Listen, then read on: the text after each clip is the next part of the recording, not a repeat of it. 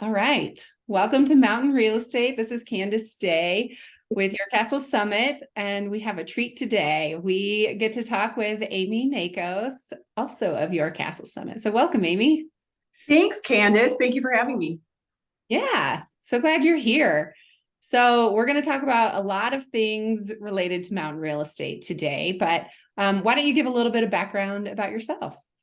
Sure. I have been living in the mountains in Frisco, Colorado for 20 years. I've been a real estate broker since 2002, so 22 years. I'm also a licensed attorney, so I probably see things a little bit differently than other people. But I am the managing broker of Your Castle Summit, and I work exclusively in Summit County and have done that for 20 years. So I look forward to chatting today with people about what they need to consider when they're looking for a second home or a vacation home.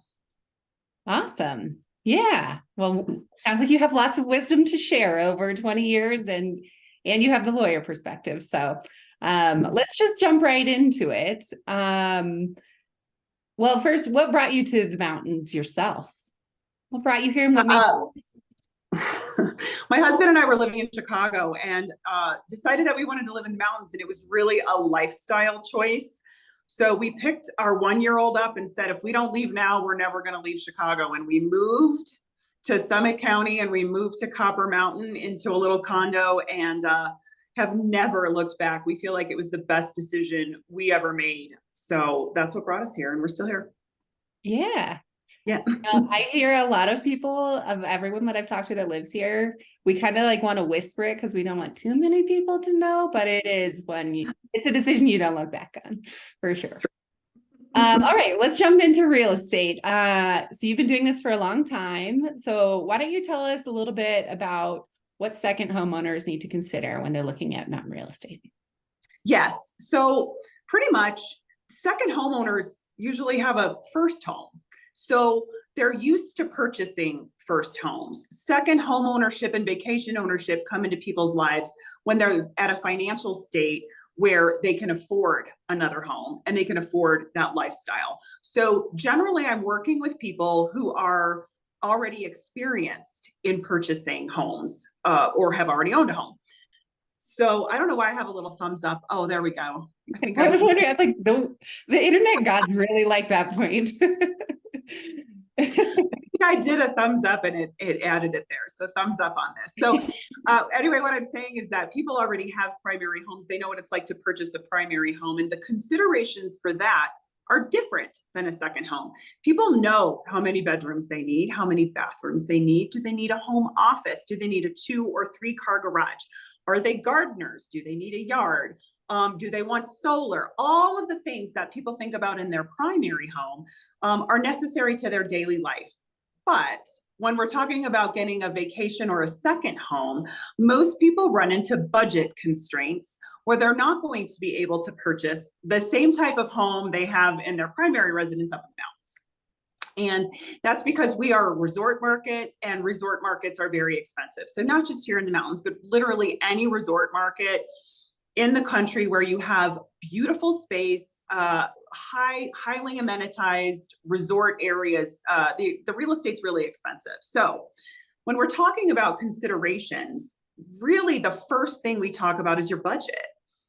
What is your budget? What can you afford? And that puts you in a box. That puts you in a category of properties that we have available in our market. So that's the first place we start, is I say, okay, so what's your budget? What are you looking at? Then from there, we can say, all right, well, your budget allows you to have a studio, or your budget allows for a single family home. And so that's number one. What's your budget? The second consideration with that is a location size conversation. So within a resort market and within the mountains for sure, there's going to be better locations than others. And your most premium locations are going to be ski in, ski out. You are in a building or a home or a property where you look out the window and you see a lift. You're paying the most money for that. You're also paying more money if you're on the water. We don't have a ton of water up here, but we have some water. So if you have a home on Lake Dillon that is along Lake Dillon, there are some homes in Frisco and Water Dance. They're premium because they're on the water. You're also going to be paying more for that. And then condos in Dillon that have the water views, you'll pay a premium for that. So that's a location size. So if you want to be in a resort close to a lift, you'll get a property that could be the same size as a property twice as big with a garage, for instance, and a private home where you're 10 miles out and have to drive. So then we talk about location size. When you think about that, then that starts to get people thinking like, gosh, we have 5 kids. We need the size. Or another consideration that a lot of people think about is short-term rentals. Now, Candace, you and I probably have to do a whole podcast on short-term rentals. Right? And we have to redo them because they've changed since. Yeah. Well, we're going to have to redo them all the time, but we're going to keep this relatively short just for considerations in a mountain property. But if somebody wants to short-term rent their property, short-term rental is defined as less than 30 days or 30 days or less. So if you want to short-term rent your property, that would be listing it on Airbnb or Vrbo, then you have to have a license in Summit County, and you cannot necessarily get a license everywhere. So this is a parameter that in the last probably 18 months, we've been working really hard on for people and helping guide them, because we have to navigate where you can get a license and where you cannot. If an STR, short-term rental, is a requirement for you, then that is also going to put you in a box, right? Where we're only going to look at these properties. The next consideration that I like to give to people is, how are you going to use it? And this is what really gets their wheels spinning, right?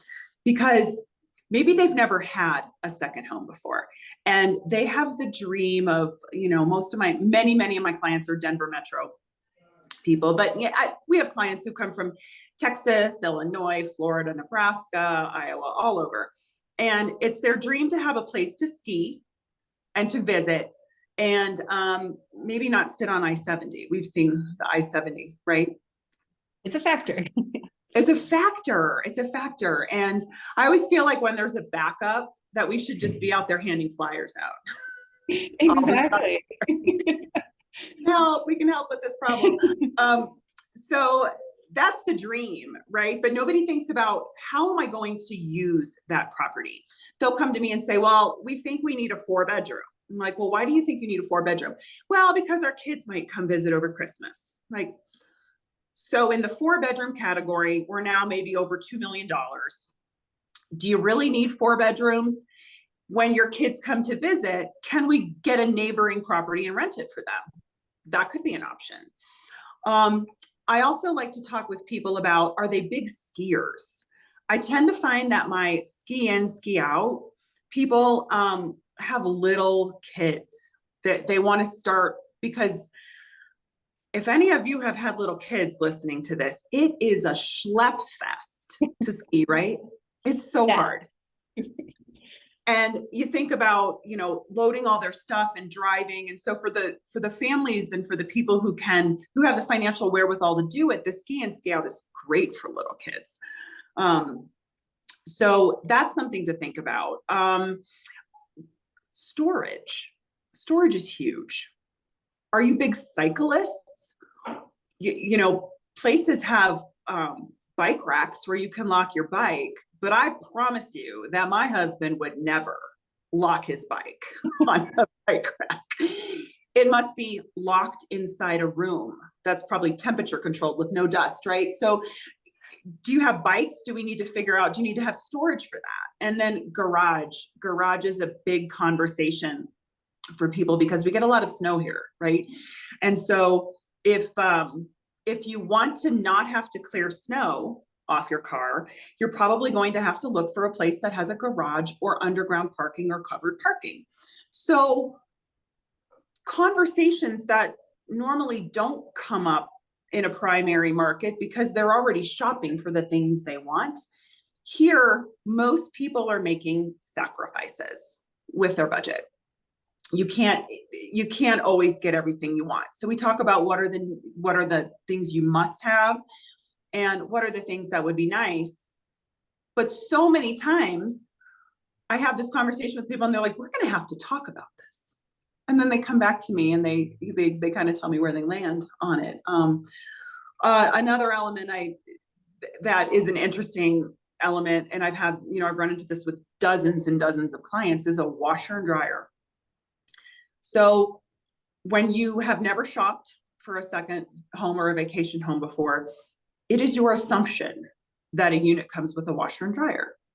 Doesn't everything come with a washer and dryer? And the answer is no. We have giant buildings that were literally built as ski condos, and they don't all have a washer and dryer. So you have to think about, well, if I'm going to just be visiting for the weekend and using it just on weekends, because that's what my lifestyle is, I probably don't need a washer and dryer. I can include properties in my search that don't have one, but that have a common laundry room, for instance. If you say, well, I plan on spending the entire summer there. Like, I'm working with a teacher now, and she's like, my son and I are going to be here all summer. Well, that's different then. You're not going to be schlepping your laundry home. You really want a place to do your laundry. So that would be something to think about. And all of these things, when we discuss them with people, help us to narrow the search so we can hone in on the right property and not waste anybody's time. Yeah, awesome. There's so much good information in there. When you think about that second home, it's easy. I know we're living in Denver and we were kind of like, well, we have the little kids and we've done the schlepping and we don't want to do that. And so we were kind of considering, well, maybe a second home, an investment property would work. And then we did not think about any of those things.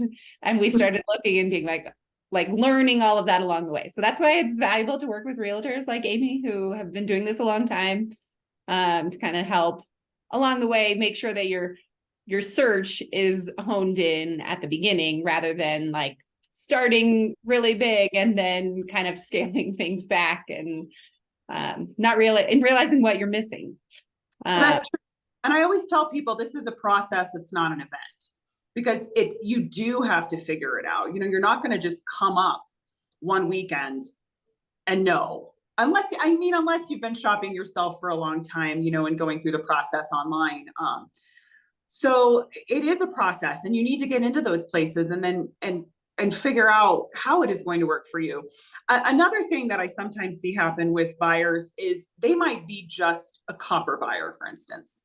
We want copper and we want nothing else. We are Copper Mountain. We love Copper Mountain. Our kids are on ski team, and ski team trains at Copper a lot. So Copper is our tiniest market. It is our smallest geographical area with the smallest amount of properties.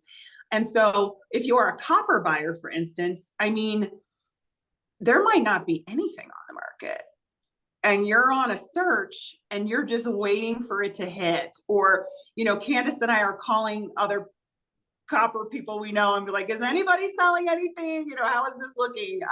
So that also sometimes puts people into a category. If you love Keystone and you say, I only want to be in the Village, well, then we have a smaller parameter of search area. I will say one other thing that people don't think about that often dictates where we're looking is pets. So for instance, the entire river run in Keystone Village does not allow pets, not even for owners.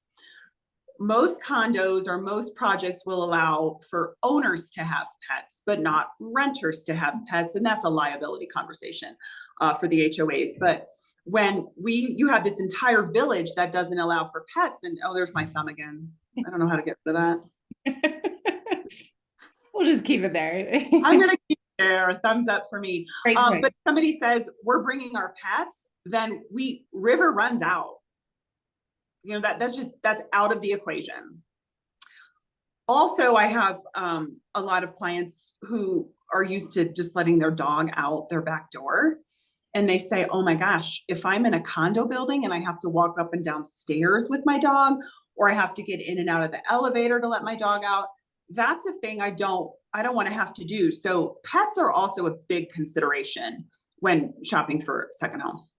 Yeah, that's a great point. I Yeah. think I'm sure people have seen it during rentals, but I was just talking to Rendra the other day. I was like, we should start like a pet watching business in our backyard because they're all of our friends come up and are like, we don't know what to do with our dogs, and they just bring them here. So yeah, it's definitely a factor for renting, but also for buying. If you're going to be up here often, you definitely have to consider that. So Amy, I want to touch on two more surprise things for you.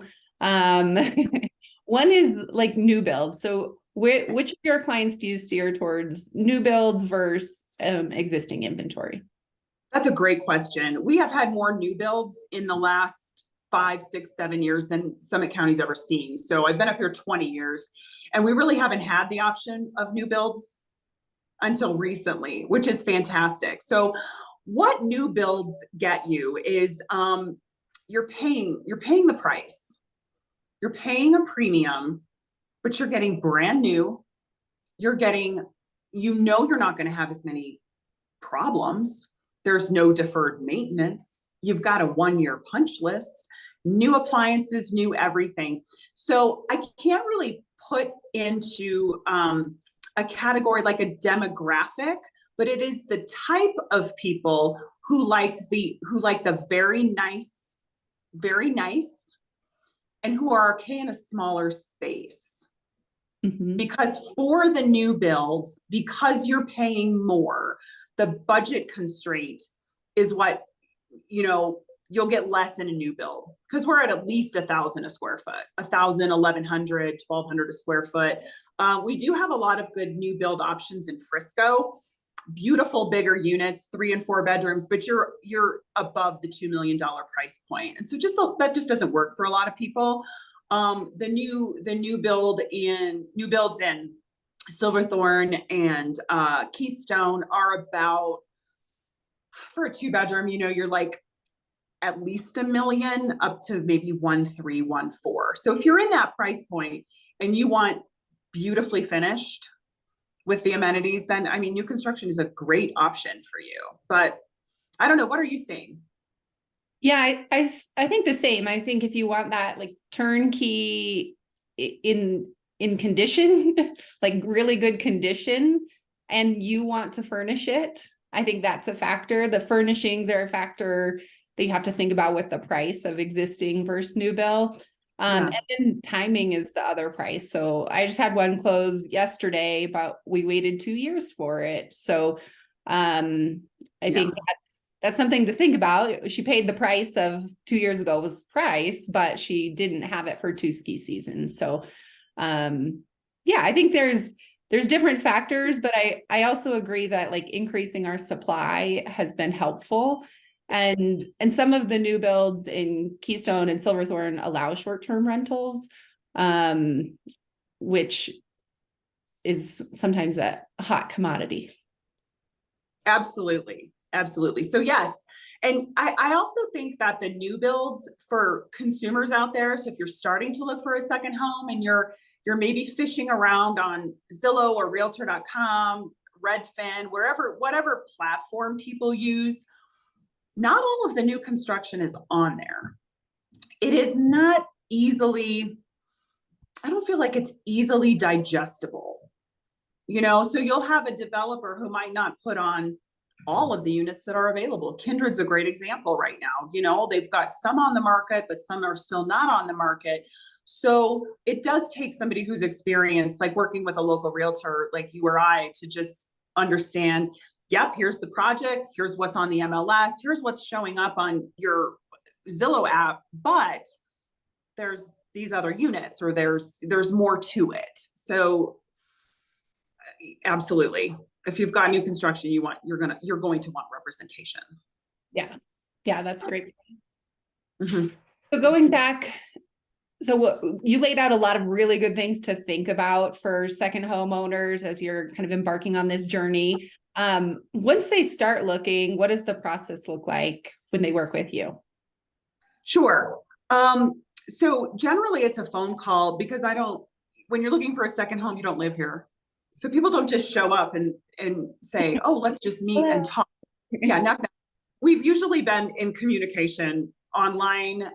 I have set them up on an auto search. So they have been watching the properties, and we've probably even had a few phone calls about what is interesting to them. What do they need? Another thing that comes up a lot is HOA fees. So when you're in a condo product, there might be expensive HOA fees. And as we start to dig into the expenses of what it's going to cost every month, sometimes the budget has to shift to accommodate for the HOA fees. So like I said before, I say it all the time, this is a process, it is not an event. So how it looks is we've been in communication online and we've been having conversations, and then there's a day where they're going to come up and look at properties, and we're going to set the showings and we're going to get into the properties. And that's when I'm with them, or my assistant Jennifer's with them, or somebody from my team is with them, and we are talking through in person, this is how far away we are from the lifts. Here's a bus stop. This is, how does this neighborhood feel for you? Do you like that we're on the river here? We're paying more for it. Do you like this more wooded area that's 10 miles out of town? So every time I am done with buyers who are up here for the first time, I try to set up a pretty varied tour, but I ask them every time, I go, was this helpful? And they were like, this was so helpful. So it takes you from sitting behind a computer screen and dreaming to being feet on the ground and in it. Now you know, where do we like to be and what can we really afford? Most of the time people don't buy the first time out, and that's understandable. So then we just continue on with the relationship and hone in. And then what I like to do is if I know what they're looking for and I see it hit and I see it come across my screen, because I see every new property that comes on the market, I will text them or I'll pick up the phone and I'll say, oh my gosh, did you guys see this? This one is one we need to check out. Mm-hmm. If they can't make it up, right, if they can't drive up, let's say they live in Texas, we'll go take a video. Yeah. That's awesome. And I think that you really hit the nail on the head of like the feeling. I think the feeling matters anywhere you're buying real estate, but up here it's so, especially if you haven't been here and you don't know the vibe of the different areas, it's so different for the different areas. I had a client that was looking for like a house, they live in the Midwest and they wanted a house for their kids and grandkids to kind of like for everyone to be together. And they found an awesome place in Wilderness. And then my husband actually got a hold of them and was like, no, you guys want to be in Frisco. And really, ultimately it came down to like, they hung out in Frisco. We walked to the park with the kids. We walked to Main Street, and that like walkability and the feel of Frisco really changed their perspective on what they wanted. So I think that feeling is so important to like see it in real life. It absolutely is, because we are not just one location here. We've got 5 or 6 different options, and they're different. Mm-hmm. Different in terms of the feel, walkability, accessibility to restaurants, shopping, amenities, accessibility to hiking. Because you might be in one neighborhood like Wilderness where you are in the Eagle's Nest trail system. Yeah. Pretty remarkable out your back door, but we don't have any restaurants or anything up there. So maybe you value that more. You value it being quiet and having access to the hiking. And then other people are going to want to be on Main Street in Breck. Completely different, it's a completely different conversation and a different experience, but that's our job to help. Yeah. To help guide that. Yeah. Yeah. All right. I have one final surprise question and then we can wrap it up. You touched a little bit on budget at the beginning. You touched a little bit on HOA fees. How do you guide your clients in a very expensive market with like a very wide variety of financial backgrounds looking? Yeah, it's touchy, because I'll just come out at the beginning and say, what's your budget? And I think that that's a really fair question, but I don't, and then I ask, do you plan on getting a loan? Mm-hmm. And for anybody listening to this, I am not trying to dig into your finances. I'm trying to figure out how I can best help you Because if you tell me you want a 4-bedroom, but then you tell me your budget's 700,000, I'm gonna be like, we're not gonna hit that. So I gotta know all of this information to be able to best represent you and to help guide you into the best place for you. So I guess it's not touchy. I said it's touchy in the beginning. I don't want it to be touchy because I'm not trying to dig up all your financial information. I'm really just looking at how much do you want to spend and how are you going to finance that? And knowing those two things gives me the information. Because let's just say, if you say I have a loan and my lender is out of Ohio, and we're looking at mountain condos, we're going to need to talk about getting a local lender. We have a lot of lending wrinkles in resort markets, and we just need to work with somebody local. We can't work with a bank that doesn't know how to loan on resort properties. So all those things at the outset are, help guide me on that. I will say that I get a lot of buyer leads, and these buyer leads would like to buy a property up here, put 20% down, get a loan, and have the short-term rental income, have them break even or make money. And that's an equation that does not work. So you know this, right, Candace? I mean, the equation doesn't work. You will make some money if you put 100% cash down. There is a loan to value, and it's somewhere between 60 to 70%, meaning you put down 60 to 70% cash, the rest loan, where you're going to be close to breaking even. And that just depends on rentability and HOA fees and stuff like that. So I get a lot of those inquiries, and they don't transact. Yeah. They just don't. And so that's a good message, I think, because a lot of people think it's going to be an income generator, but it's hard to make that work. Yeah, it is. And there's other things we can talk about with that. That's probably another podcast about, how do you increase your short-term rental income? But to helping guide people in a very expensive market is that initial conversation of what's their budget, what they can afford, and what their expectations are. If they do want a short-term rent, what are their expectations of return? Because there is going to be a number. If you're getting a loan, you're going to be subsidizing this property. Can you afford $1,000 a month, $2,000 a month, $3,000 a month, $4,000 a month? And if you can, then we can find a place that's going to work for you. People ask me, well, why would I do that? Well, that's because the prize is you get to use this place. And you're gaining appreciation in the end, because we are a resort market that has historically held its value extremely well with very limited inventory. Yeah. Well, that is such good insight, Amy. Thank you so much for sharing. You're welcome. Is going to cut us out.